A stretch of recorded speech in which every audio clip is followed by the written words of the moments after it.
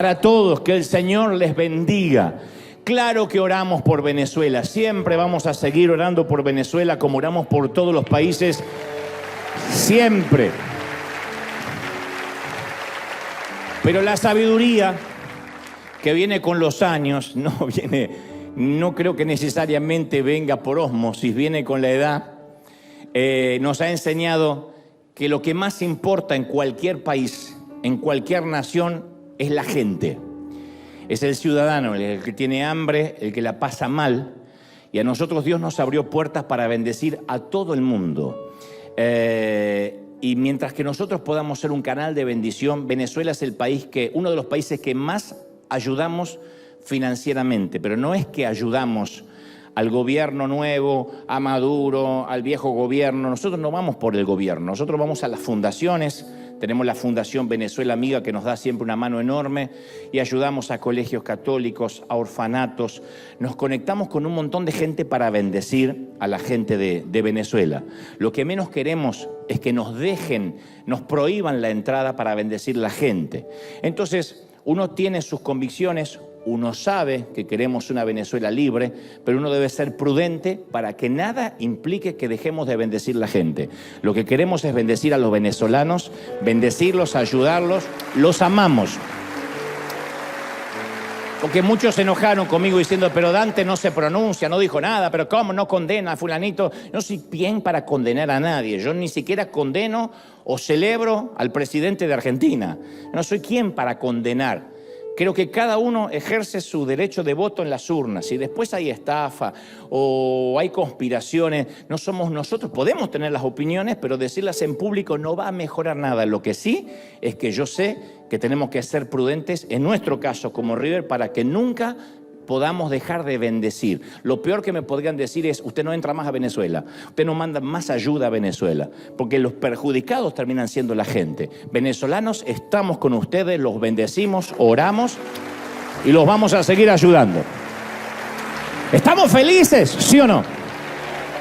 Después que me digan que soy un tibio, un pecho frío, no me importa. Yo sé que no le debo explicaciones a nadie, mientras que cuando me arrodille delante del Señor, el Señor me diga, sé sabio y bendice al pueblo que yo te abrí puertas para bendecir. No vamos a dejar de bendecir Venezuela.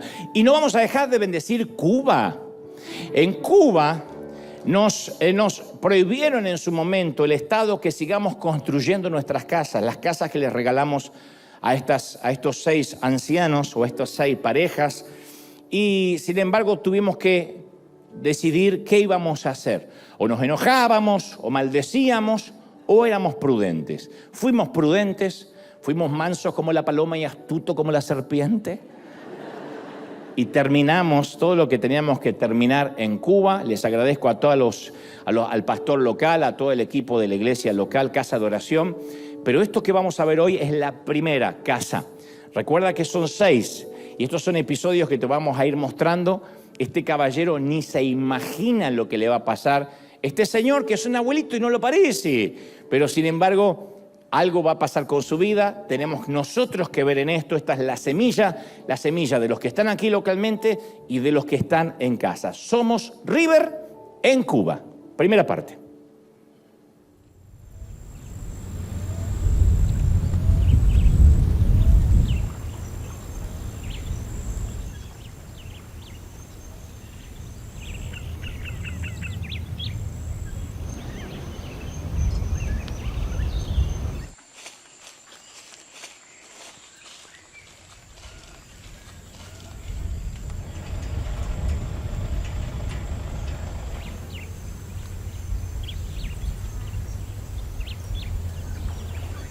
Y esto que estamos viendo aquí atrás, cuénteme qué es. Esa es la vivienda también donde yo vivía. Esta es mi casa. Ya yo hace como 3 meses me fui de aquí. La llave del centro, que es la que tranca la casa, se partió. La cumplera, que es ese palo largo de arriba, se partió también. Entonces todas las tablas, todas, están comidas de convejeo, que es un bichito que se las come. Entonces, imagínense, tuve que abandonarla. Ir para allí, para casa de mi sobrino, me prestó la casita de él, hasta que Dios permita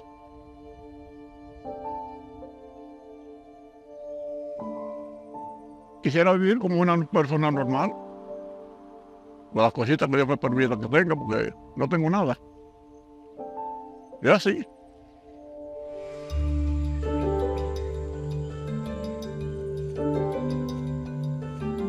¿Y a qué se dedica? ¿Qué está haciendo ahora? Estoy haciendo un trabajito con mi pastora, trabajando con ella allí, con la ¿Qué pastora, hace? ¿Cuál es la labor que está de haciendo? servar. Es un campito de café y un campito de plátano que ella tiene allí, lo que puede hacer poquito a poquito. Desde la niñez, mis padres me enseñaron a trabajar y toda la vida he trabajado. Uno se entretiene trabajando y se olvida muchas cosas que, ¿entiendes?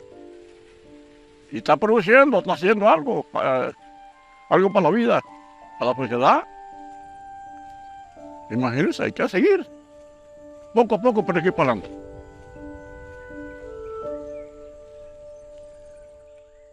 En este momento estamos viendo a Guillermo trabajar. Él es otro de los ancianos que vive en esta zona de Camagüey que no tiene un hogar. Y hoy River lo va a sorprender. Él está trabajando porque de esa manera se gana unos pesos adicionales para poder sobrevivir. Hola, Guillermo. ¿Qué anda haciendo? Limpiando el café. Déjeme saludarlo, por favor, Guillermo. ¿Cómo está? Todo bien, qué bueno. Dios lo bendiga igualmente. Amén. ¿Cómo está todo? Bien, bien, bien. Venimos nuevamente a saludarlo. Sí, sí. ¿Cómo está? ¿Todo tranquilo? Bien, bien, bendición. ¿Y a usted le gusta trabajar? Sí, aquí sí, en esto? sí. ¿Por qué Y le gusta me trabajar? mantengo bien. Me mantengo bien en salud. Porque si me siento, que me enfrío bueno, me enfrío poco y me voy. Pero así, mire, 74 años y yo no tomo una aspirina. Ni una aspirina me tomo. Me llaman, me ella se llama Cristo. Esa es medicina. Empiezo a entender Cristo. Bueno, Guillermo, hoy queremos que se tome un día libre, Sí. un día de descanso. Queremos llevarlo a la iglesia, Sí. queremos honrarlo para que el día de hoy usted esté un poquito más tranquilo. Quisiera que nos acompañe porque ha trabajado muy duro y usted ha hecho un muy buen trabajo, así que queremos atenderlo el día de Está hoy. bien. ¿Permite eso? Está bien, gracias. ¿Sí? ¿Nos Gracias. acompaña? Sí, cómo no. Bueno, entonces, ¿Cómo no? vamos entonces, acompáñeme. Vamos, vamos. Para la camisa. Ah, la camisa. Luego aquí. Ah, muestre, yo le tengo la herramienta. ¿Y esta usted la hizo? Sí, sí, yo sé que le pongo el palo ese. ¿Sí? Oh. Sí. Uy, la puedo hacer con hormigas. Ah, se le trepan las hormigas y lo Y pican. son una chiquitica que es de Santanica. Que son bravas. Satánica. Hormigas satánicas. Hormigas Esas satánicas. hormiguitas que son, aquí las tengo 40. Porque la picación dura como 40 minutos. Vamos, obediencia. ¿Oyó? Obediencia. Nos vamos a ir en camioneta y todo. Le traemos chofer para recibirlo. ¿Sí? ¡Oh! Siéntese aquí adelante. Siga, Guillermo. Me sabe mi pastor. Ajá. Sí. Mire, yo le digo al Señor, este siervo y la esposa de él, para mí, son dos ángeles que yo he puesto en este lugar. Los quiero y los respeto. Y obediencia. Igual me las orejas de Puerto Mal. Siga, Guillermo.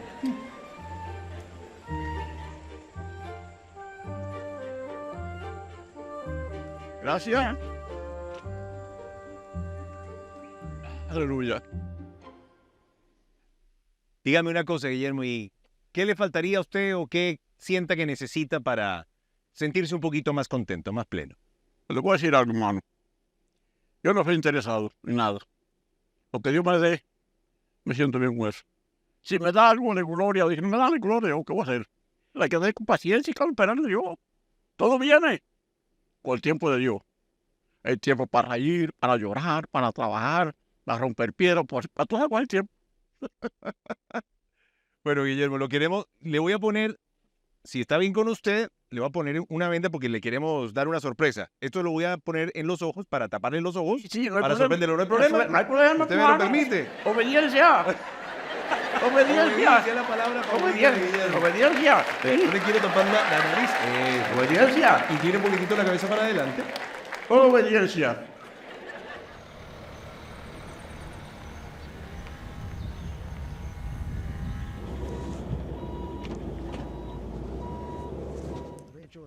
Es. Uno más. Ahí está. ¿Está nervioso, Guillermo? No. Tranquilo. Tranquilo, yo sé que estoy en las manos de Dios del Señor. obediencia. Ningún miedo, ninguna nervios, nada de eso.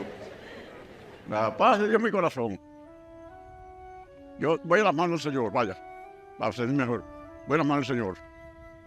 Y es el que me guía, y el que me guarda. Bueno, Guillermo, paremos aquí un momentito. A mí me gustó mucho Sí. que usted siempre ha estado hablando de obediencia. Sí, Esa es una de las actitudes que Dios premia, la obediencia. sí, Y hoy queremos honrarlo de una manera muy especial. sí. Hay una sorpresa que hemos preparado para usted. Ujú. Hay una sorpresa que Dios dispuso para usted en este día. Así que cuando yo le dé la indicación, usted quítese la venda para que pueda Ajá. disfrutar de este momento. Ajá. Adelante, don Guillermo, quítese la venda de los ojos.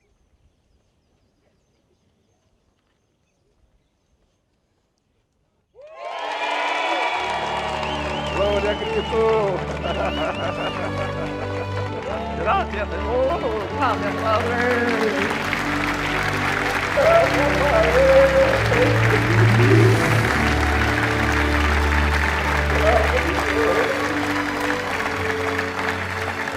Gracias, Padre.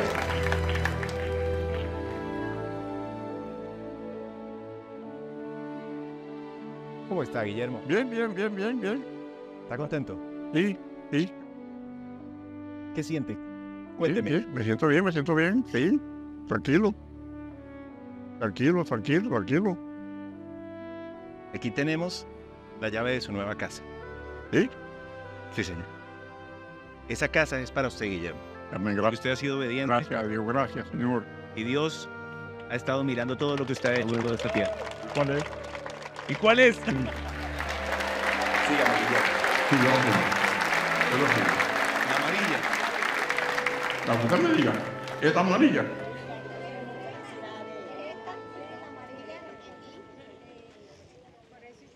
Esta. Sí, señor.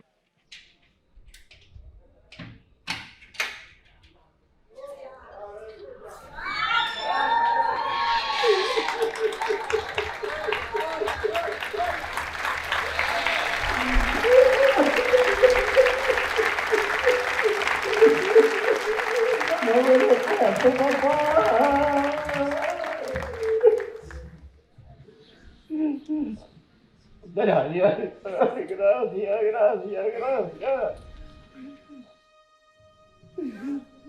Venga, Guillermo, para que conozca su casa.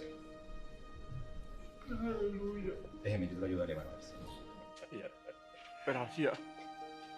Bienvenido a su casa, Guillermo. Gracias, Padre, qué belleza, papá. Ay, Padre. Por esa belleza que es un palacio, Padre, que no tengo fuerte en mis manos. Es un palacio, papá. Qué lindo, Padre.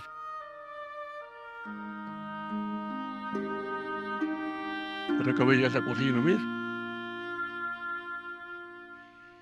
Qué belleza, Padre.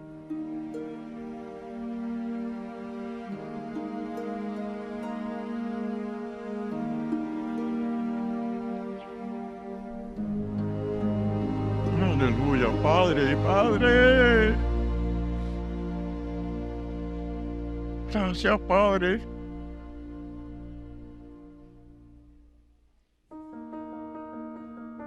Otra belleza, mami. También.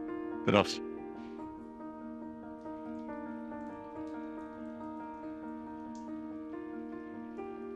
Tampoco tenía ducha, Guillermo. No, no, no. Con una cubeta y coger agua para un cubo, una cubeta, cargar agua para el baño y con una vasija, echarme agua y coñar.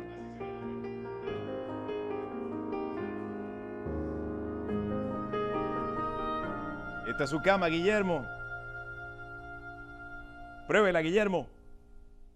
¿Del sucio? No importa, la lavamos. Esto es un señor palacio para mí, esto estoy en el cielo contigo, papá. Me siento como en el cielo contigo, mi padre.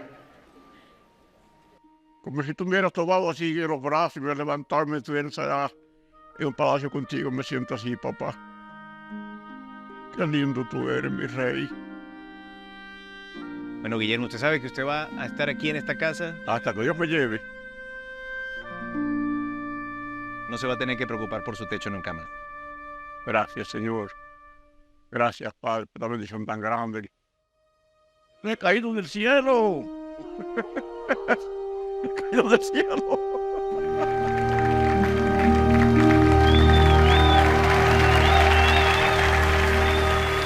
Un saludo enorme, esa es tu semilla, el aplauso para todos los que siembran y hacen esto posible. Es el primero, es el caballero que vive solo, después los demás son matrimonios de abuelitos. Vamos a pronto ver la segunda, tercera, cuarta, quinta, sexta parte. Es maravilloso y ya están viviendo ahí, nada más que recién ahora lo estamos viendo. No tenía ni la posibilidad con 74 años de empezar otra vez y eso es lo que hace que puedan sentirse que la iglesia no son solo palabras. Por eso yo decía hace un ratito, uno puede decir todo el tiempo, vamos a orar por Cuba, vamos a orar por Venezuela, vamos a orar por Argentina, lo cual no está mal, es necesaria la oración, pero la fe sin obras es muerta. Y cuando uno lo hace por estos pequeñitos, lo hace por el Señor, ¿sí? No solo oramos, sino que damos. Esto es iglesia, ¿o no? Dios te bendiga, gracias. Muy bien, ¿estamos listos para lo que Dios nos va a hablar, sí o no? Entonces, quiero que me prestes muchísima atención, que abras los 5 sentidos, aún el sexto, pero no para decir, veo gente muerta, no. El sexto sentido es para que el Espíritu Santo hable al corazón. I feel the people. Una vez te conté que un grupo de psicólogos plantearon un ejercicio hipotético, por cierto, muy interesante. Los participantes de este experimento tenían que leer el resumen de la vida completa de otra persona.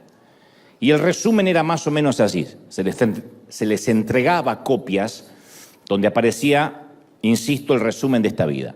Decía, Luciana nacerá durante el mes de agosto. A medida que crezca, desarrollará algunas dificultades de aprendizaje que le va a impedir leer correctamente.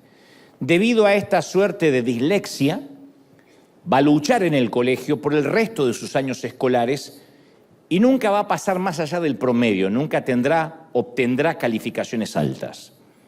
Luego, promediando los 19 años, Luciana estará involucrada en un accidente provocado por un conductor ebrio.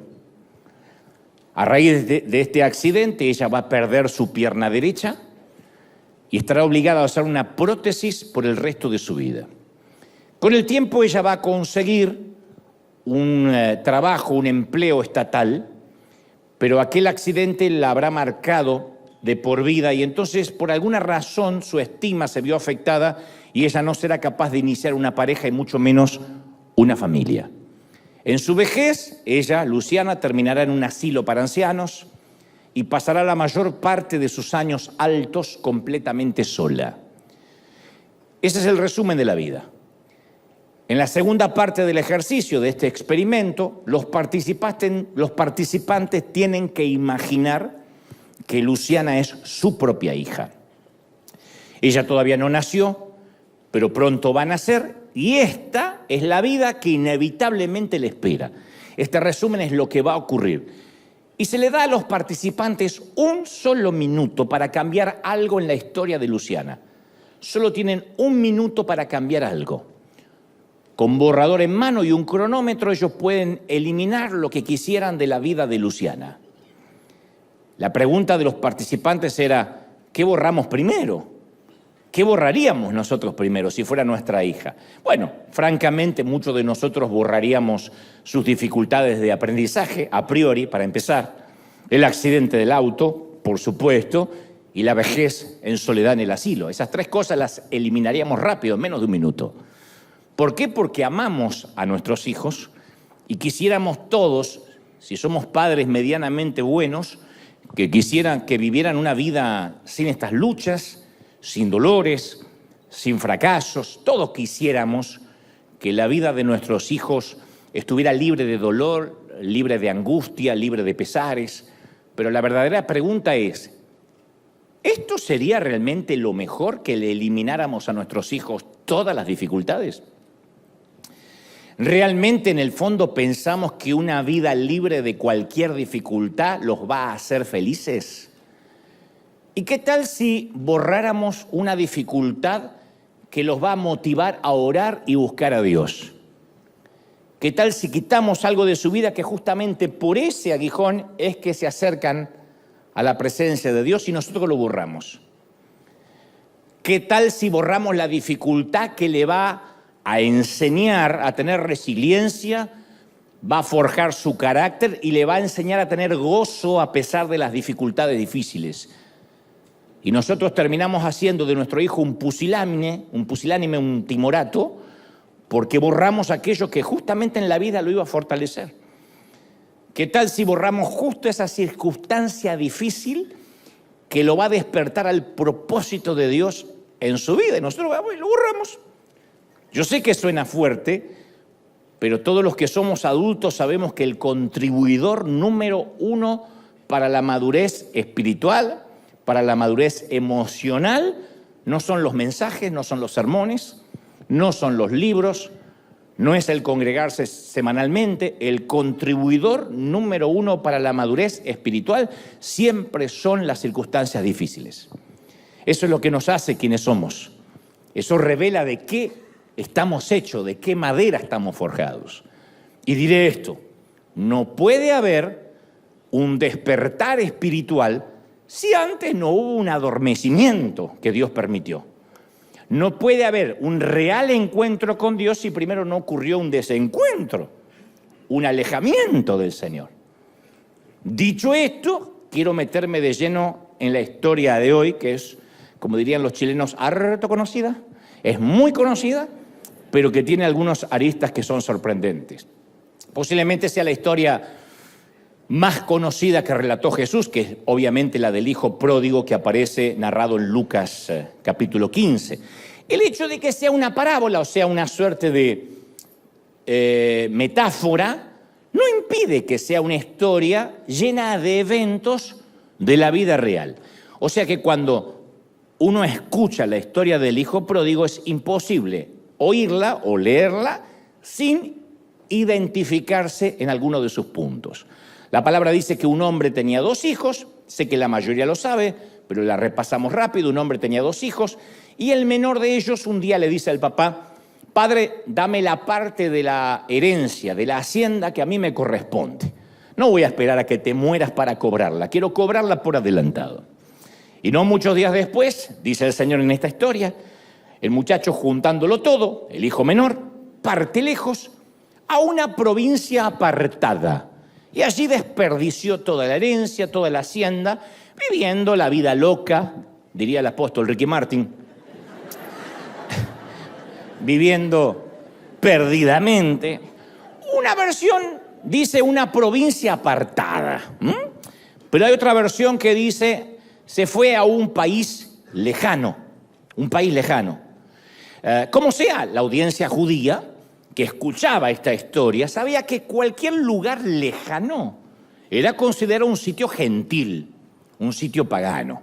La implicación era clara, obviamente. El hijo no solo le dio la espalda al padre, o sea que no era meramente una cuestión familiar, sino que también le dio la espalda a su fe, a la creencia de toda la familia. Se fue en busca de una tierra o un país en el que no tendría que dar cuentas a nadie, donde supuestamente sería libre. Yo leía que en 1904, allá hace muchos años, el escritor escocés James Matthew Barrie escribió Neverland, la tierra del nunca jamás, que se trataba de una isla ficticia donde los niños nunca crecían y vivían sin ninguna regla, sin ninguna responsabilidad, y se hacían llamar a sí mismos los niños perdidos. Una novela famosísima. Más tarde, en 1953, Walt Disney haría popular Neverland, la tierra del nunca jamás, con el personaje principal Peter Pan y su famosa Isla de los Sueños. Yo no estoy seguro si el escritor escocés se basó en la historia de Jesús, pero curiosamente hay muchas coincidencias en ambas metáforas. Ambas son historias ficticias, una es una parábola, otra es una novela, pero hay muchas coincidencias, porque de alguna manera u otra, todos en algún momento hemos viajado a un país lejano. No hablo en términos geográficos, sino en términos emocionales, en términos espirituales. Yo me refiero a esa temporada de nuestra vida en la que decidimos alejarnos y Dios no fue invitado ni fue bienvenido a nuestra travesía. Todos pasamos por eso. El que no diga que no, Dios bendiga tu hipocresía, pero todos pasamos. Ahora, no siempre tenemos en claro de cómo arribamos a ese lugar. ¿Cómo es que terminamos en nuestro ficticio Neverland? Una de las razones que motiva a muchos viajeros a irse a ese país lejano, lejos de Dios, es porque creen que nunca van a poder hacer feliz a Dios. Posiblemente esta sea la razón principal. Como el hijo pródigo, están convencidos que si se quedan en la casa del Padre, se van a privar de vivir. Y a veces algunos creen que también Dios es un Padre que tiene un listado largo de reglas diseñadas para quitarte toda la diversión de la vida. Es la primera pregunta que hacemos cuando venimos a Cristo. ¿Y ahora qué tengo que dejar? ¿Se puede bailar? ¿Me puedo tatuar? Si hago un cumpleaños, ¿puedo haber música secular? ¿Me puedo poner un arete? ¿Los pantalones cómo tienen que ser? ¿Pensamos que ahora se acabó la diversión o nuestra libertad de hacer lo que queríamos? Y algunos tienden a ver a Dios como una valla que los confina, como un muro, en lugar de verlo como un cerco que los está protegiendo. Entonces hay una enorme caravana de viajeros que se alejan de Dios porque suponen que Dios es un Padre muy difícil de agradar. Y quizás creciste en una congregación así, que cada vez que te predicaban parecía que Dios siempre estaba frustrado contigo, siempre. Porque algunos no solo nos criaron así en nuestros hogares, sino que encima en la iglesia se nos predicaba así. Dios no está contento contigo. Yo siento que Dios va a quitar la gracia de ti. Estábamos todos temblando así, diciendo que no la quite, que no la quite. Ni sabíamos lo que era lo que iba a quitar, pero que no la quite. Yo tenía una imagen de Dios, que era Dios siempre moviendo la cabeza, desaprobándome, así. Porque esa era la manera que tenía mamá de psicopatearme. Yo me sentaba en la iglesia, yo no quería sentarme al lado de ella porque yo ya era un adulto de unos 11 años. Entonces iba con mis amigotes. Y cuando mamá no miraba, yo me ponía a dibujar, porque los cultos eran aburridos. Entonces yo me ponía a dibujar y siempre llevaba dentro de la Biblia algún papelito para dibujar. Y yo lo único que quería, no me importaba si me veía Dios. El problema es que no me veía mamá. Y de repente me decía mi amigo, mira. Yo levantaba la voz y mamá estaba de otra vez, hacía. Eso era una amenaza de muerte, eso era la milla verde, te vamos a matar. Entonces yo siempre veía a Dios que me miraba y hacía.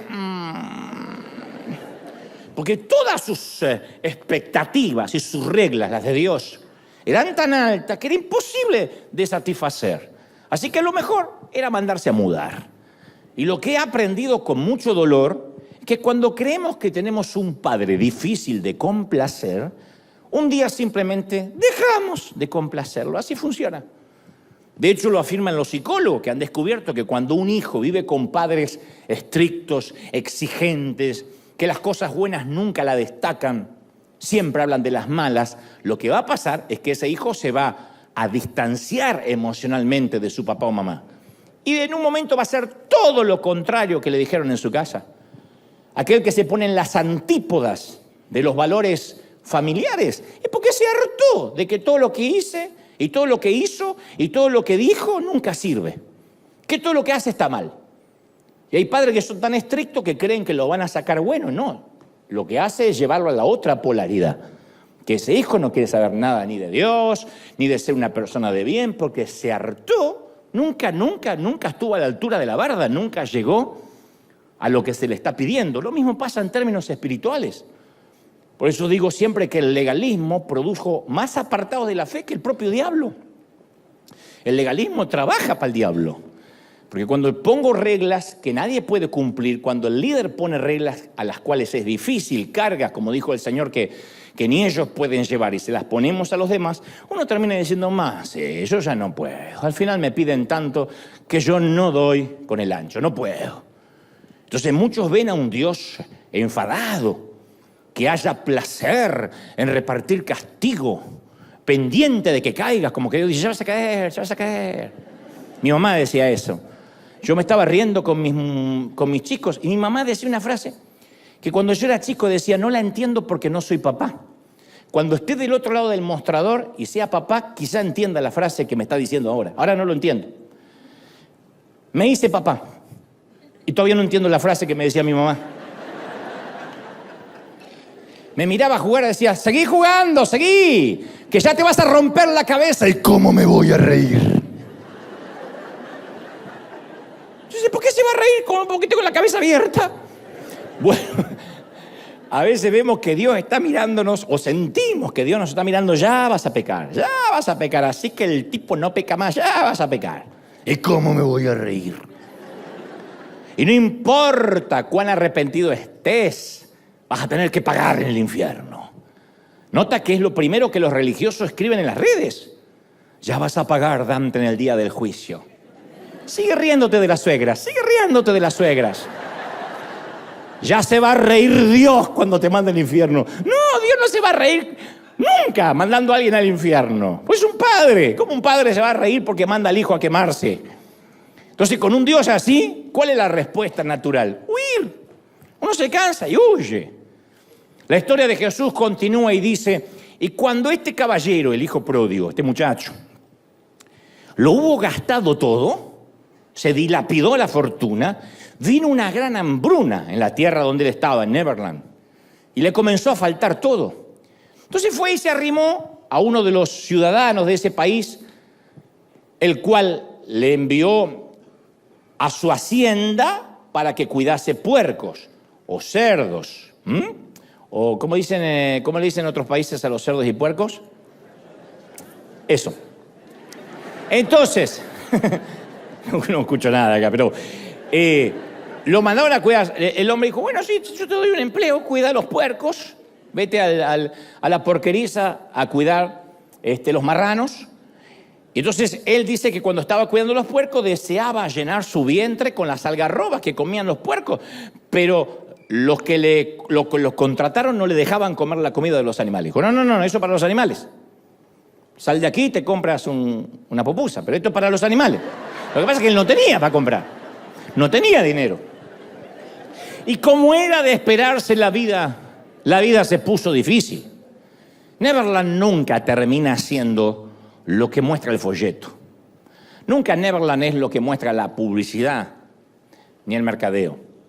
Y entonces sucede lo que te dije al inicio, las dificultades tienen el curioso poder de despertarnos. Hay mucha gente que a mí me ha confesado en algún momento, yo dejé de huir de Dios cuando toqué fondo. Dejé de huir de Dios cuando ella o él me pidió el divorcio. O cuando me escuché decir soy un alcohólico. O cuando la gente se enteró de mi secreto. Dejé de huir cuando la prueba de embarazo salió positiva y no sabía quién era el padre. Dejé de huir cuando desperté en el hospital luego de una sobredosis. Decidí dejar de huir de Dios cuando me di cuenta que estaba en el asiento trasero del auto de la policía. Cuando fui despedido por malversación de fondos. Cuando la infidelidad fue descubierta. Entonces todos recordamos aquel momento en que abrimos los ojos y nos damos cuenta por primera vez que estamos en un corral de cerdos. No es hasta que las cosas se ponen difíciles cuando por fin tenemos un despertar espiritual. A veces abrimos los ojos cuando todo empieza a derrumbarse. Yo digo, ¿por qué solemos ser? Y noten el plural que estoy usando, no estoy diciendo tú. Nosotros, ¿por qué solemos ser los hijos del rigor? Incluso nuestros hijos, ¿por qué algunos siempre están aprendiendo por las malas, como decían nuestros padres? ¿Por qué no pueden obedecer a la primera? ¿Por qué hay que amenazarlos, ponerles penitencia, quitarles el iPad, decirles si no suben las calificaciones, etcétera, etcétera, etcétera? ¿Por qué nosotros con Dios somos iguales? La mayoría. Es doloroso que a veces se requiere de una enfermedad para hacernos despertar a lo que es eterno. La cantidad de gente que ahora mismo, a esta hora, está en un hospital diciendo yo necesito sanarme o que mi hijo se recupere y prometo congregarme y orar y leer la Biblia. A veces se requiere de una pérdida de empleo para llevarnos a una oración más profunda, porque ahora tenemos mucho tiempo para orar, porque no tenemos empleo. A veces se requiere de un corazón roto para que finalmente dejemos entrar a Jesús y que nuestra dependencia emocional no sea un novio, una novia, una pareja, sino que sea el Señor. En 2 Corintios 7:10, Pablo le escribe a la iglesia justamente de Corinto y les dice, pues la clase de tristeza que Dios desea que suframos nos aleja del pecado y trae como resultado la salvación. No dice la tristeza que Dios causa, sino la que Dios desea, o sea, la que Él va a usar, las circunstancias que Él se va a valer para traernos a Él. Que por lo general esas circunstancias las provocamos nosotros y Dios las usa para que volvamos a Él. Las consecuencias de nuestras decisiones pueden ser a veces una alarma, danger, danger, danger, que nos hace recapacitar, que nos hace despertar. Cuando uno se encuentra en ese país lejano, en Neverland, es cuestión de tiempo para que nuestras decisiones nos alcancen. Voy a decirte algo que decían nuestros padres, las consecuencias llegan siempre. Por eso uno tiene que aprender con la edad a escuchar las alarmas. Cuanto antes aprendas a oírlas, tanto mejor. Y yo quiero decirte algo muy cierto. La eficacia de las alarmas está proporcionalmente relacionada al deseo que tengamos de oírlas o de ignorarlas. Uno tiene que decir, voy a escuchar las alarmas de mi vida, no las voy a ignorar. Cuando Jonás, el profeta bíblico, se aleja de la voluntad de Dios, el tipo se puso a dormir en el casco del barco y el capitán pagano le dice, ¿qué tienes, dormilón? ¿Cómo puedes dormir? Levántate, hombre, y clama a Dios. ¿Cómo puedes dormir en medio de la tormenta? Y hay quienes necesitan una alarma que los despierte a los gritos. Yo sé que hay gente acá que pone la alarma en el celular y pone el arpa. Para mí eso significa, sigue durmiendo. Todos entenderán. Otro necesita una bocina de avión, porque si no, de barco. Bueno, los aviones no tienen bocina, pero...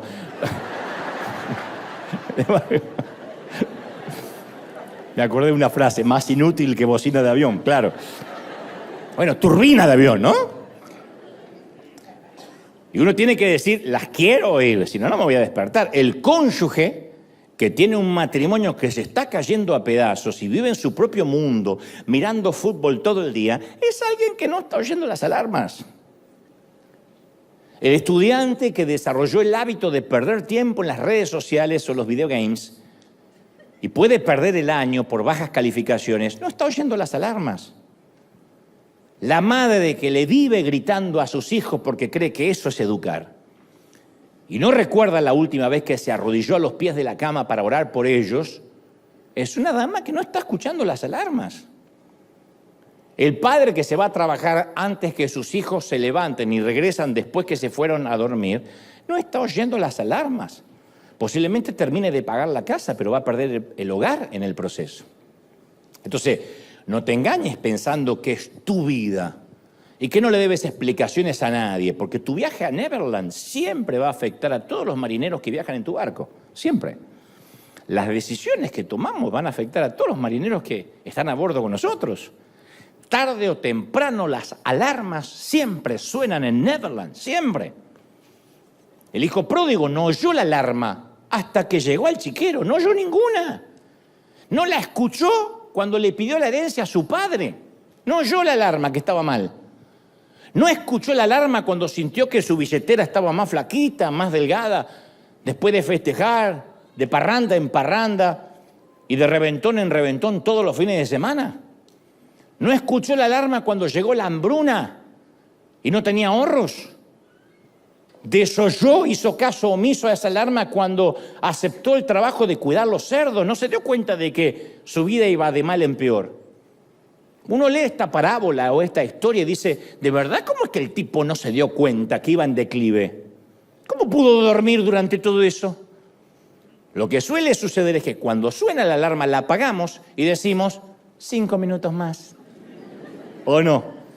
Hagan memoria de cuándo es que llegamos tarde a una cita. Por los 5 minutos más. Si uno tuviera la disciplina de decir salto de la cama, aunque esté muerto de sueño, pero en invierno, en pleno, un frío, bajo 18 mantas suena pi, pi, pi, pi, y sacas la manito así como E.T. y la apagas y vuelves a meterte. ¿Qué significa eso? Vas a llegar tarde, nunca son 5 minutos más. Entonces, cuando uno se despierta, cuando nos despertamos nos preguntamos, ¿cómo llegamos hasta aquí? Entonces yo pregunto, ¿hay alarmas en tu vida sonando ahora mismo? Que estás apagando y apagando y apagando. Porque hay personas que piensan que para reaccionar tienen que tocar fondo. ¿Y qué tal si Dios está tratando de despertarnos ahora mismo para salvarnos de una angustia futura, para que no toquemos fondo? Pensemos como padres, ¿quién de nosotros dice, ya le va a agarrar un cáncer a mi hijo, ya va a tener un accidente casi fatal y entonces va a regresar a la casa de papi? ¿Qué padre, siendo injusto, da una mala dádiva a sus hijos? ¿Cuánto más el Padre Celestial? ¿Por qué pensamos que Dios quiere que toquemos fondo? Las gramas del cementerio y los hospitales no son los sitios a donde Dios le gusta hablar con sus hijos. Pero es donde generalmente más nos comunicamos con Dios, porque ya no tenemos otra opción. Entonces, una de las alarmas que siempre suele sonar, incluso es cuando vemos experiencias de otra gente que también se apartó de Dios. Caramba, ¿qué les pasó cuando se apartaron del camino? Yo nunca vi a alguien que dijo, me aparto de Dios y después le fue bien. Terminó siendo Elon Musk. El tipo, la tipa que necesariamente tener dinero no es que le vaya bien, pero digo, ni siquiera veo a alguien exitoso apartado de Dios. ¿Cómo le fue al compañero de trabajo que no fue honesto con su informe de ingresos? ¿Cómo le fue? ¿Cómo le fue a aquel que vivió mintiendo en la declaración de impuestos? Sí, zafó 1 año, 2, 3, pero finalmente lo cruzaron y lo eyectaron. ¿Cómo le fue a la vecina que pensó que podía coquetear con otros hombres sin que su marido se diera cuenta? ¿Cómo le fue al compañero que intentó copiarse del examen y se copió y fue pasando? ¿Cómo le fue al empresario que puso su trabajo antes que a la familia? Dios hace sonar las alarmas para que él pueda darse cuenta, el caballero, que todo el dinero que pueda acumular no le va a servir si después pierde a sus hijos. Y Dios hace sonar las alarmas para que ella, la dama, pueda ver de que no sirve de nada una casa bien decorada, una casa con la vajilla de los sueños, si en el hogar su marido y sus hijos no encuentran paz. Las alarmas siempre suenan. Nadie se levanta a la mañana y dice, ¡uy! ¡Fracasé! ¡No! Pero cuando nos damos cuenta que estamos dentro viviendo una porqueriza, ahí nos percatamos que siempre necesitamos a Dios. Piensa en esto, el hijo pródigo quería romper la dependencia de su padre, se hartó, como mucho cuando decimos basta, yo no me congrego más, basta que me digan lo que tengo que hacer. Bueno, el hijo pródigo se hartó de depender de papi. ¿A dónde recurrió para obtener los recursos? Al papi. Pa, quiero mi herencia. Porque no es que dijo, me voy, hago mi vida y forjo mi propia fortuna. Para poder independizarse tuvo que recurrir al hombre de quien ya no quería depender. Me hace acordar a nuestros hijos. Yo quiero hacer mi vida. ¿Y le estás lavando los calzones? ¿De verdad? No te metas en mi cuarto, el cuarto que tú pagas. Hasta en la rebeldía, el hijo pródigo dependía del padre. Y yo pregunto, ¿cuán desesperada tendrá que ser nuestra situación para que nos demos cuenta que hasta en la rebeldía dependemos de Dios? Porque Dios hace así, cierra el grifo del oxígeno, como pasó en la pandemia con tantos, y dejamos de respirar a la edad que tengamos, ¡Puc! Un derrame. Dios lo permite y nos damos cuenta que en la salud dependemos de Dios, que para comer, para tomar agua, para bañarnos, en todo dependemos de Dios. Alejados o cerca, dependemos de Dios, somos dependientes de Dios. Siempre depende el ateo, depende el cristiano y depende el ateo de Dios. Porque Él hace salir el sol sobre buenos y malos. Eventualmente el dinero se va a acabar, la hambruna va a llegar. Eventualmente el jefe va a decir, lo siento, tenemos que reducir el personal. No, pero ¿por qué? Next. El banco va a enviar una carta que indica el embargo de vivienda. Eso llega en algún momento de la vida. El arrendario entrega una notificación de desalojo. Los resultados llegan con un diagnóstico que no quisiéramos leer. Los resultados médicos. El celular suena y hubo un accidente, hay que ir al hospital. Esas cosas pasan cerca de Dios y lejos de Dios. Cuando uno está cerca de Dios, inmediatamente acude al Padre. Cuando uno está lejos, encima se le suma la soledad. Mira, yo he ido a visitar la cárcel algunas veces, no mucho, pero he ido algunas veces, me han invitado a dar alguna que otra plática, alguna charla en Buenos Aires, aquí. Y yo nunca voy a olvidar a uno de esos presos que se me acercó y me mostró una foto de su esposa y sus 2 niños. Él estaba condenado a perpetua. Y dijo, desearía no haber tenido que llegar a este sitio para entrar en razón. Tuve que tocar fondo para saber lo que me perdí. Yo no sé por qué usamos esa frase. Y bueno, toqué fondo. A veces hay que tocar fondo. No hace falta tocar fondo. Podemos despertar ahora mismo, en este mismo servicio, ahora, esta mañana, despertar ahora. No hace falta llegar hasta el chiquero. Y la historia relata que este muchacho, volviendo en sí, así dice la palabra, volviendo en sí, se ve que el tipo estaba enajenado, nubilado, en coma mental. Dijo, hey, ¿cuántos empleados, cuántos jornaleros en la casa de mi papá en este momento están comiendo muchísimo, tienen abundancia de pan y yo acá me perezco de hambre? No se comparó con su otro hermano, se comparó mínimamente con los empleados. Dijo, el que le sirve el café a mi papá gana más que yo. Así que yo me voy a levantar, voy a ir a mi padre y le voy a decir, Padre, pequé contra el cielo, pequé delante de ti, no soy digno de ser llamado tu hijo. Por favor, contratame como uno de tus empleados. Quiero ser un empleado tuyo. Mándame a limpiar el gallinero, a arrear el ganado, lo que sea. No pretendo lo que perdí. Mínimamente un empleo. Cuando él llega a esta conclusión, no había nadie alrededor. Él y los puercos y los cerdos. Y esta es la conversación más difícil que todos alguna vez vamos a tener en la vida. No con el cerdo, sino a solas. Este tipo de honestidad es la más difícil. La persona más difícil con la cual ser honestos es con nosotros mismos. Somos nosotros a quien más nos mentimos. Usted dirá, no, le miento a los demás. No somos honestos con nosotros mismos. Rara vez uno es honesto consigo mismo. Porque nadie quiere decirse a sí mismo la verdad cruda. Conozco a muy pocas mujeres que se miran al espejo y se dicen a sí mismos, yo le vivo diciendo a mi esposo que cambie, pero la verdad que yo soy una negativa, vivo criticándolo por todo, lo vivo deshonrando, sí, así soy. No. ¡Yo!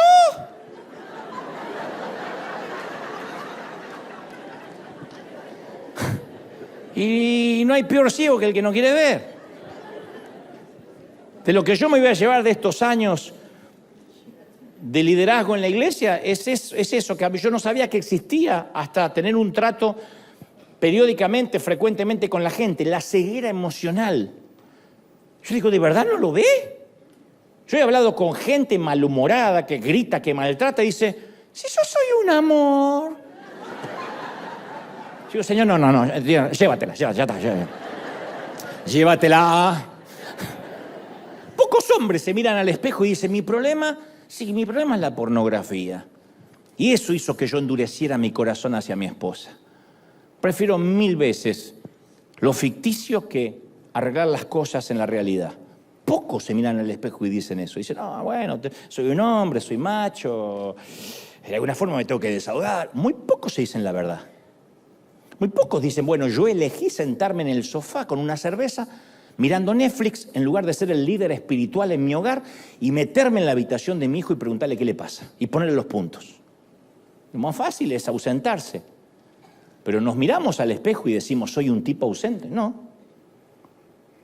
¿Quién se mira al espejo y dice, yo la verdad que no tuve un encuentro con Dios hace años?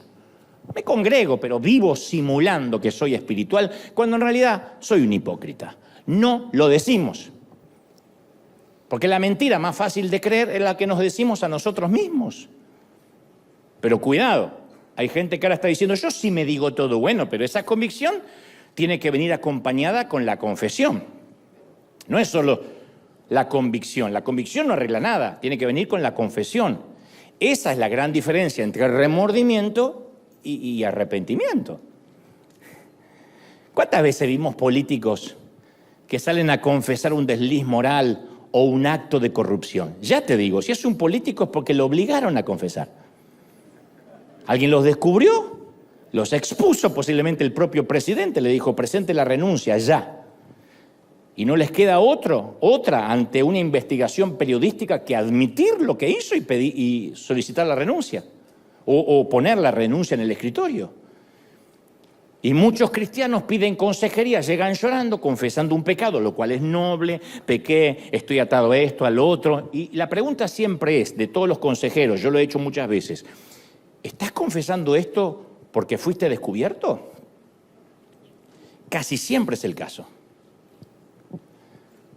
Su esposa le encontró el mensaje de texto. Sus padres encontraron restos de droga en el auto.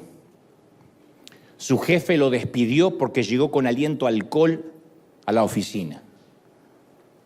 Su prueba de embarazo dio positivo y tiene que decírselo ahora a sus padres. Su hija entró de golpe y vio lo que él estaba mirando en la computadora. Ahí salen a buscar ayuda. Entonces, la mayoría de las veces las confesiones son motivadas por el descubrimiento. Ante la vergüenza dice, te prometo, dame una oportunidad, voy a buscar ayuda. Entonces, el hecho que hayan sido descubiertos no significa necesariamente que la honestidad no sea sincera. Pero se hace difícil saber si es arrepentimiento o remordimiento. Si descubres a tu hijo agarrando galletas o dulce a la madrugada en la cocina y enciende la luz y lo ves robando y dice, perdón, mamá. La pregunta es, ¿está arrepentido porque dice perdón? Lo más probable es que esté pidiendo perdón porque lo agarraron con las manos en la masa. O sea, lo que está diciendo es perdón porque no tuve un mejor plan para agarrar el dulce. El hijo no fue descubierto y entonces el arrepentimiento fue genuino. No, zafó, salió del paso. Ahora, el hijo pródigo se quebrantó. Se miró al espejo y se dijo la verdad. Yo estoy comiendo con los cerdos y los empleados de mi papá. El peor, el que gana menos, está mejor que yo. Él no fue descubierto. No es que pasó un hermanito de la iglesia y le dijo, ¡ay, mira quién está en el chiquero! Y él se limpió así y dijo, perdón, perdón. No, a él no lo descubrieron.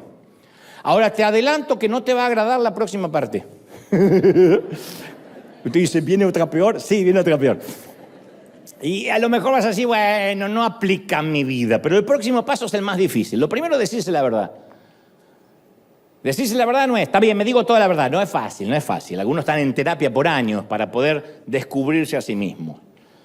Para decirse la verdad a sí mismo, y cierro con esto la primera parte, uno tiene que hacer una excavación arqueológica muy cruda.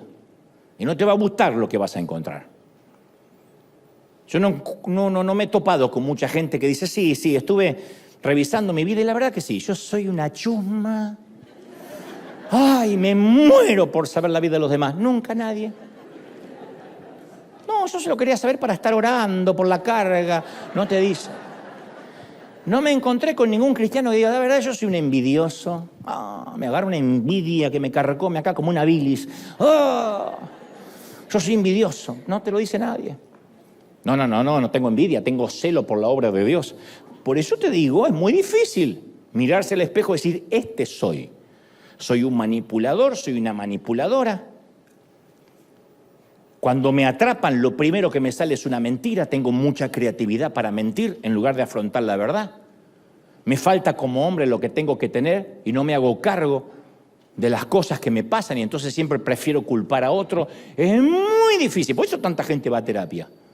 Porque es más fácil mentirse a uno mismo. Y lo segundo, que no te va a gustar, ahora sí, y es el paso más difícil, es que hay que decirle la verdad descarnada a Dios.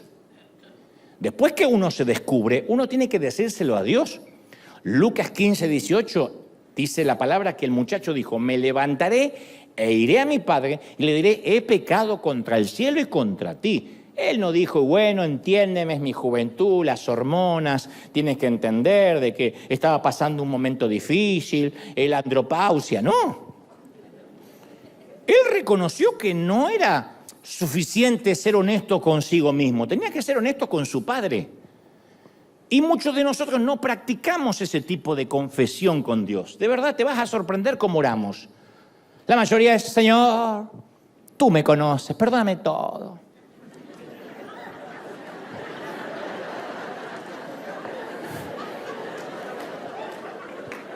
¿De verdad?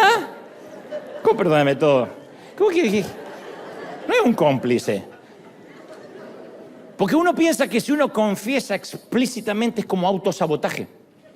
Y nadie hace autosabotaje. Imagina que excedes el límite de velocidad, más de 100 millas por hora, vas a más de 100 millas por hora en una zona limitada a 75.